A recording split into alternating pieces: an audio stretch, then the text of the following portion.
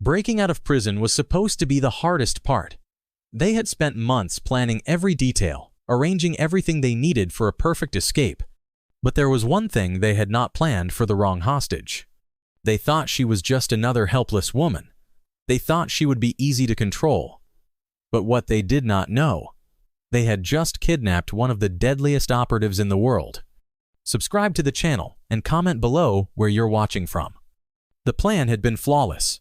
For months, 3 of the most dangerous criminals in the country had plotted their escape from a maximum security prison. Every shift change, every blind spot, every potential obstacle had been studied and accounted for. When the night came, everything went exactly as they had planned. The alarms blared too late. The guards reacted too slow. And by the time the warden even realized what had happened, they were already gone. Everything had been set up in advance. A stolen van waited for them beyond the prison walls. Inside it were clean clothes, fake IDs, cash, and weapons. The plan was simple: disappear into the night, cross the border, and start a new life. It should have been easy. They slipped into the dark streets, moving quickly, their adrenaline pumping. They were almost free. But then, one of them got greedy. One of them made a decision that would turn their perfect escape into a nightmare. One of them decided to take a hostage. It happened moments after they had left the city. They were driving down a deserted highway, heading toward the safe house where they planned to hide for the night. And then they saw her. A woman driving alone. Her car was small, unprotected. She had no one with her. A perfect random target. One of them muttered. They had been running for hours. They knew the police would be hunting them. A hostage meant leverage.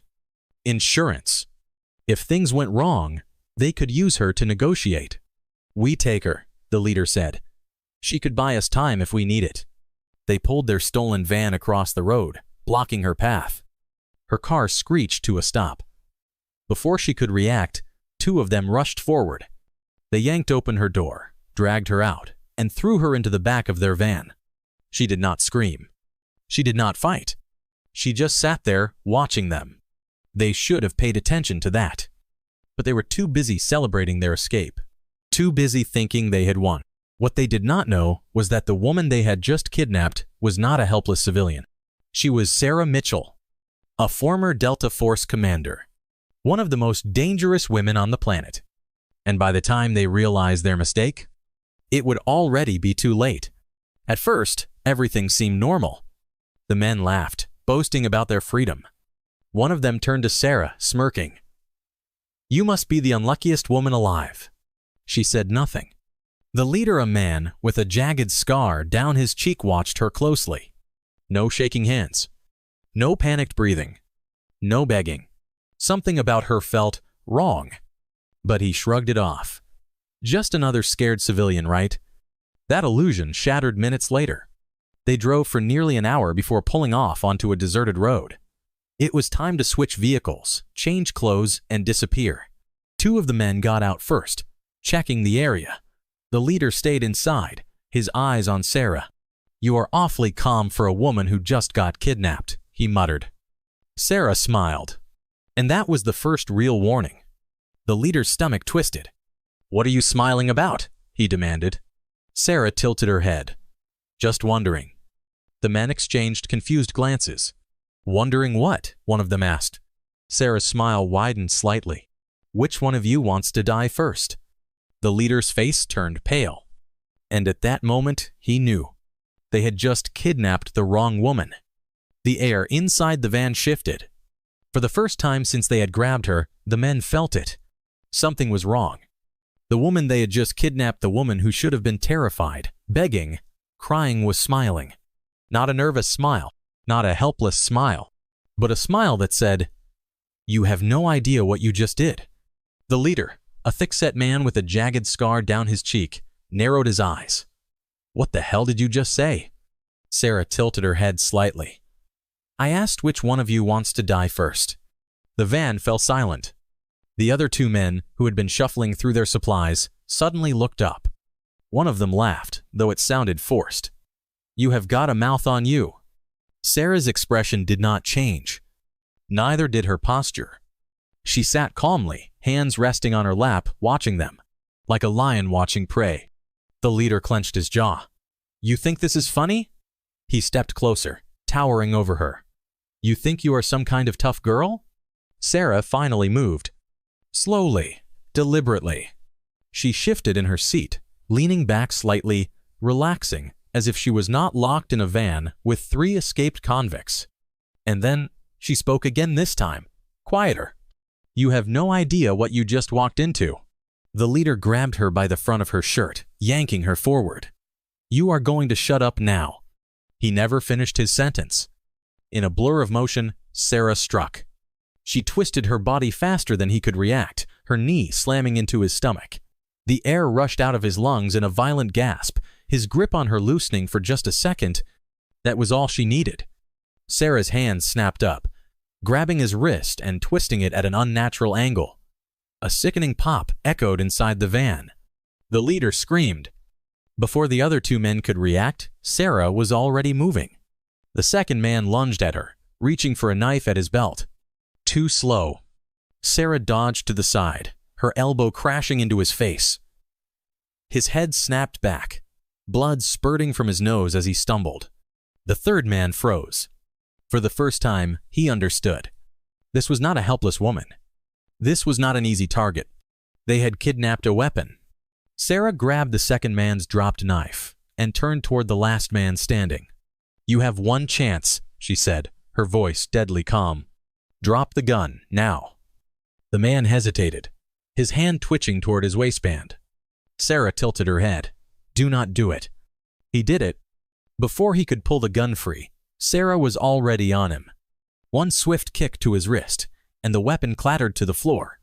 One more hit to his throat, and he collapsed, gasping for air. It was over. Sarah stood over them, breathing evenly, as the 3 convicts lay groaning on the floor of the van. The leader clutched his dislocated wrist, his eyes wide with a mix of pain and shock. "You," he coughed, struggling to breathe. "Who the hell are you?" Sarah wiped the blood from her knuckles. "Delta Force," she said simply. The men went pale.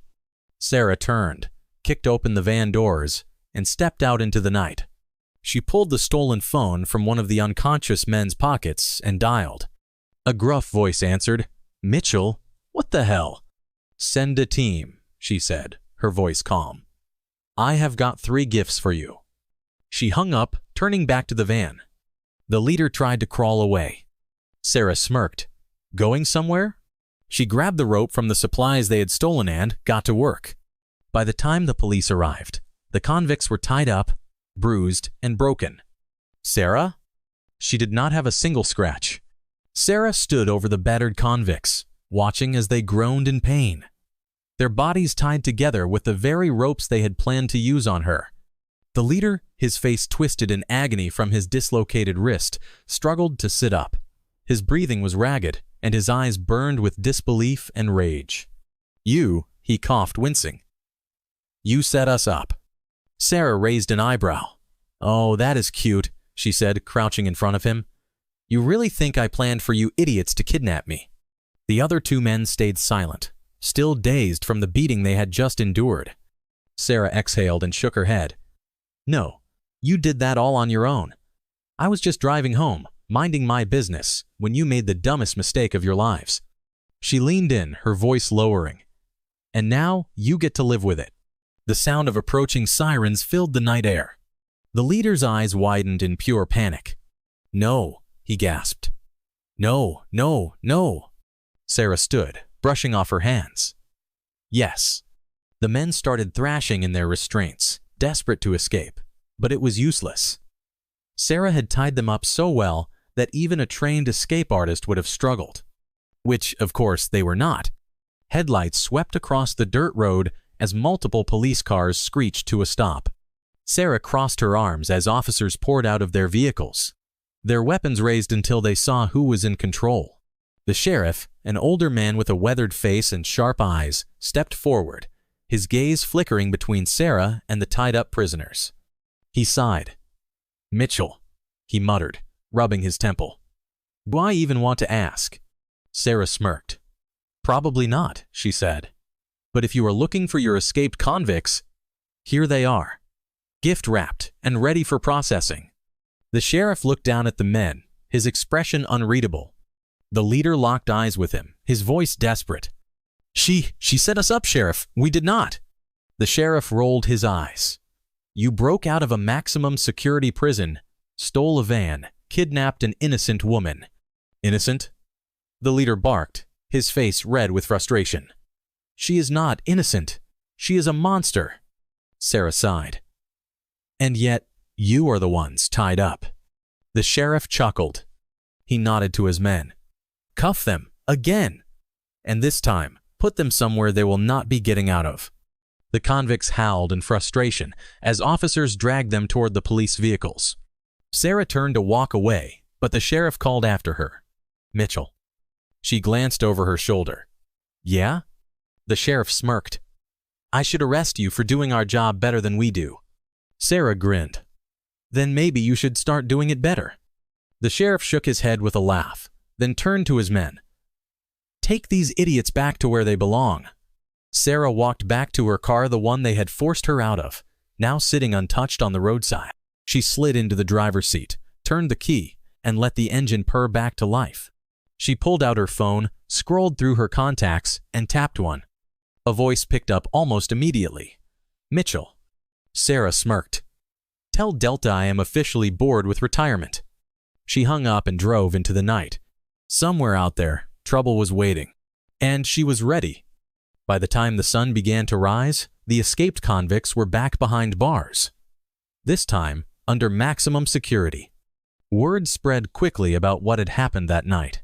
The media covered it as the failed escape of the century. But within law enforcement circles, the story was much simpler. 3 idiots kidnapped the wrong woman.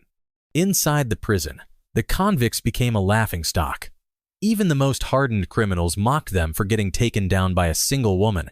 One of them tried to deny it. She caught us by surprise, he muttered. The guard just smirked. Yeah? Or maybe you should have done your research.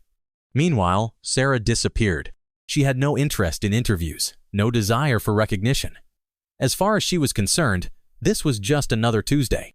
But there was one final moment that changed everything.